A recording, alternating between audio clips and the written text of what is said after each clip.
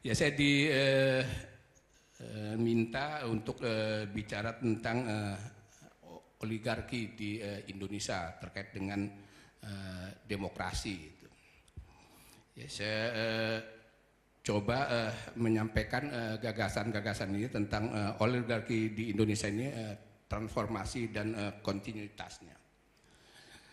Seperti kita ketahui bahwa reformasi 98 itu menjadi tonggak penting bagi sejarah politik Indonesia.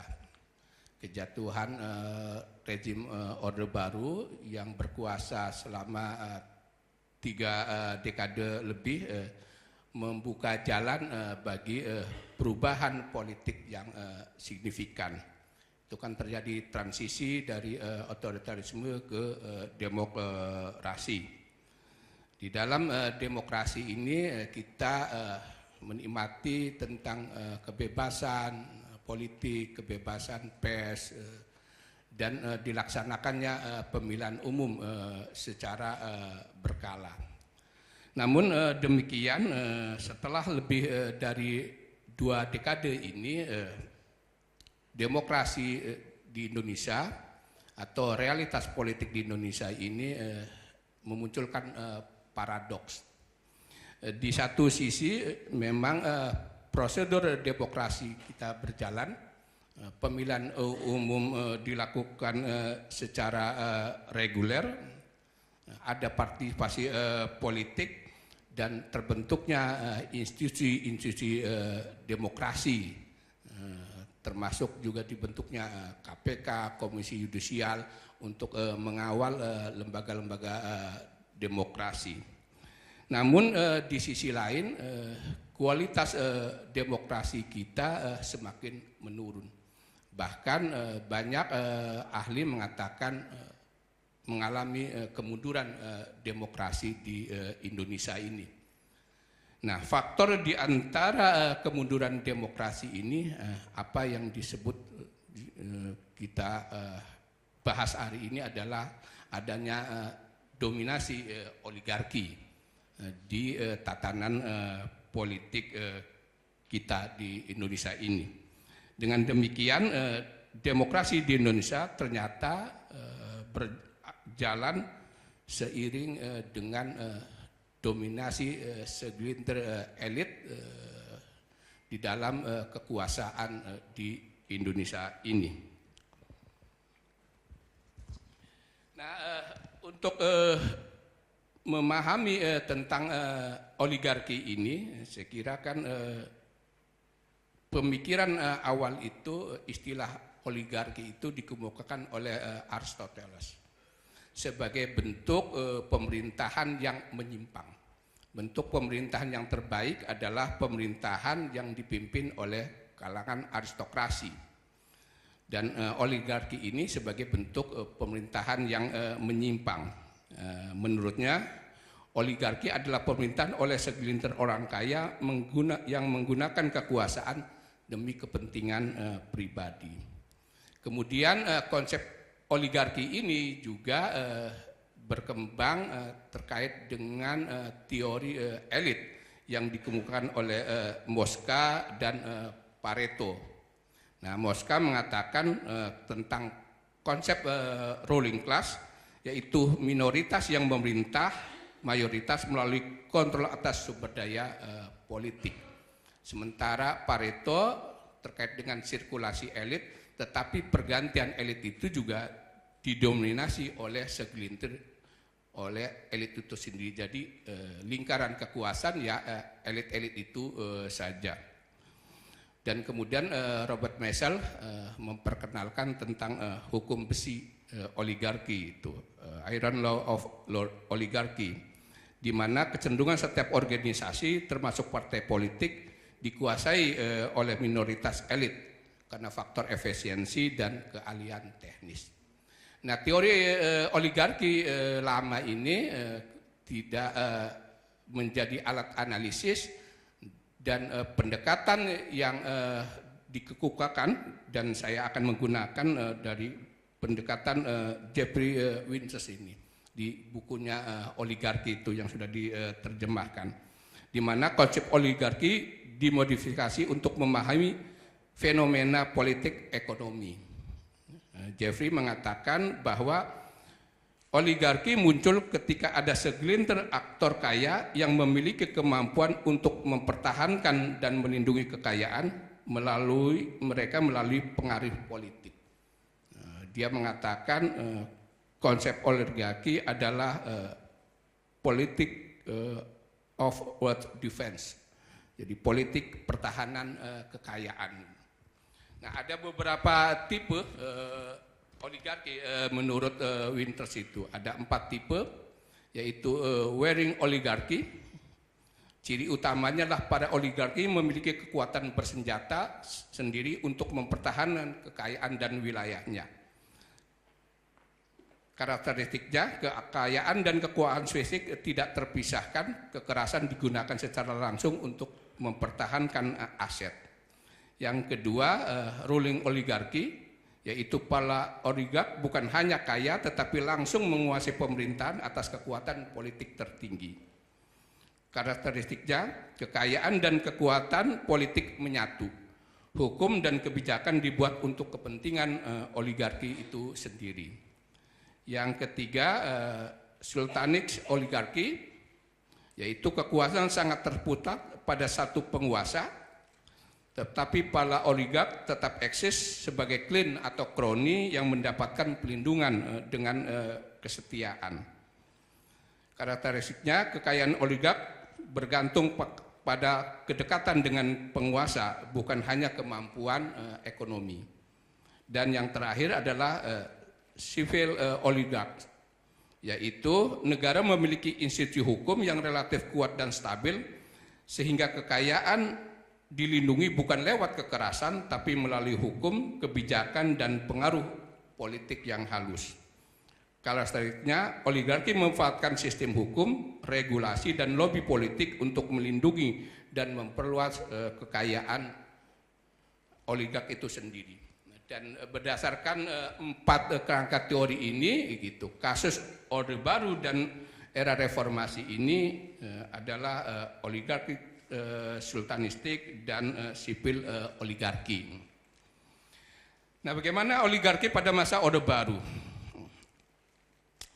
Rejim Orde Baru di bawah Presiden Soeharto sering dipahami sebagai rejim otoritarian dengan karakteristik paternalistik. Dalam kerangka oligarki, masa itu disebut oligarkinya terpusat pada diri Soeharto dan kroni-kroninya. Soeharto mengkonsolidasikan kekuasaan melalui kombinasi kendali militer, birokrasi, dan hubungan patronase dengan pengusaha besar. Negara menjadi sumber utama distribusi daya ekonomi, di mana lahirlah konglomerat yang dekat dengan Soeharto. Ya, kita sebut ada Lim Srilyong, Bob Hasan, Sudono Halim, dan keluarga Cendana itu sendiri. Nah, kekayaan mereka tidak hanya bersumber dari inovasi bisnis, melainkan dari konsesi istimewa, monopoli, dan proteksi negara. Nah, ini sekira dibahas nih oleh Vindi itu tentang di disertasinya, kan, tentang monopoli perusahaan-perusahaan pada masa rejim Orde Baru itu. Nah, ciri dari oligarki Orde Baru ini ada 6. Pertama, sentralisasi kekuasaan pada Soeharto sebagai patron utama oligark. Hubungan simbiotik antara negara dan konglomerat, dominasi militer yang menjamin stabilitas politik, sekaligus menjadi bagian dari jaringan ekonomi, dan terakhir minimnya kompetisi politik, karena pemilu hanya formalitas untuk melegitimasi kekuasaan Soeharto. 5 menit lagi. Nah, sekarang terjadi transformasi oligarki era reformasi gitu. Nah, di reformasi ini ternyata oligarki bertransformasi di dalam lembaga-lembaga politik. Yang pertama melalui partai politik sebagai kendaraan oligarkis. Di sini para oligark baik membiayai secara langsung maupun membentuk partai politik maupun membiayai partai politik itu sendiri. Kedua adalah pemilu sebagai arena produksi oligark.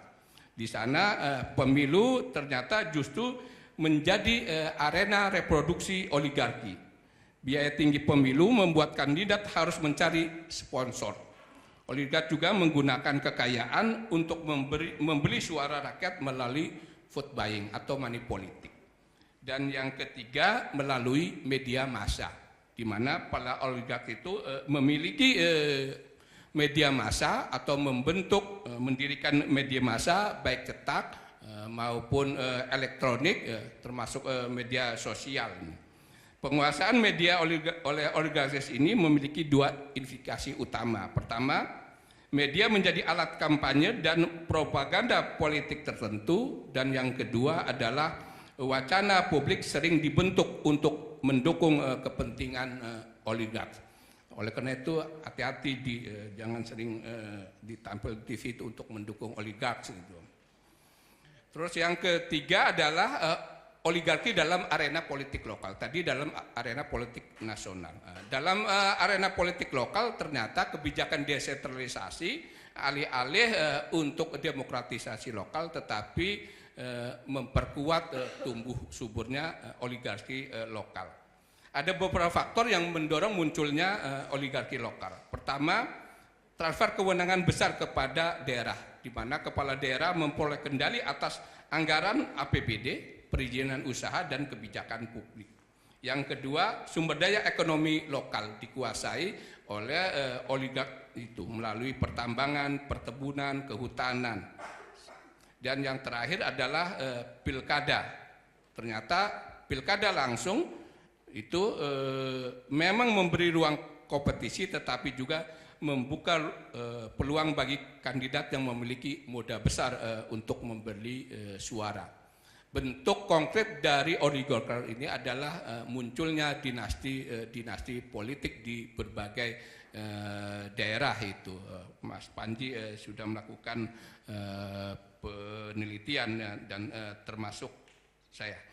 Terakhir adalah kenapa oligarki ini menguat pada era reformasi itu. Pertama, oligark masuk di dalam negara, menguasai negara itu sendiri. Gitu. Ya, kita harapkan dulu Pak Jokowi itu bukan bagian oligark, ternyata dia adalah orangnya utusan dari oligarki untuk menduduki jabatan presiden.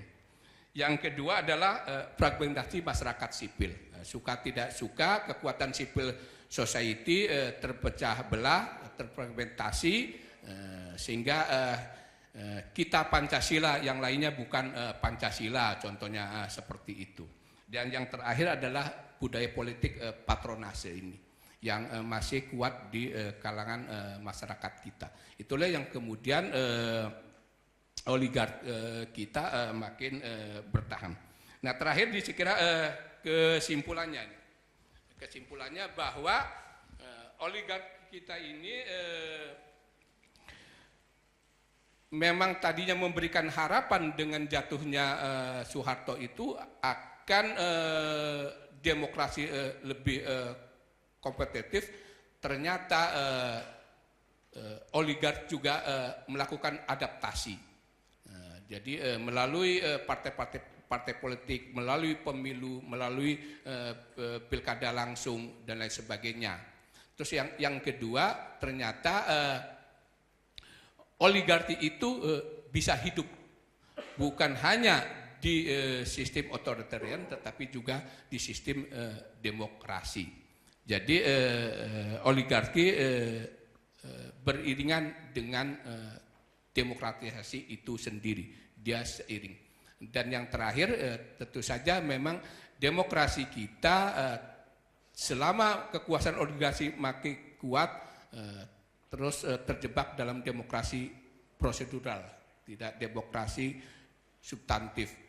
Malahan yang terjadi adalah pendemokratisasian oligark, karena sekarang tersebar bukan hanya di tingkat nasional, juga masing-masing dari ke provinsi, kabupaten, dan kota. Saya kira itu saja. Terima kasih. Wassalamualaikum warahmatullahi wabarakatuh.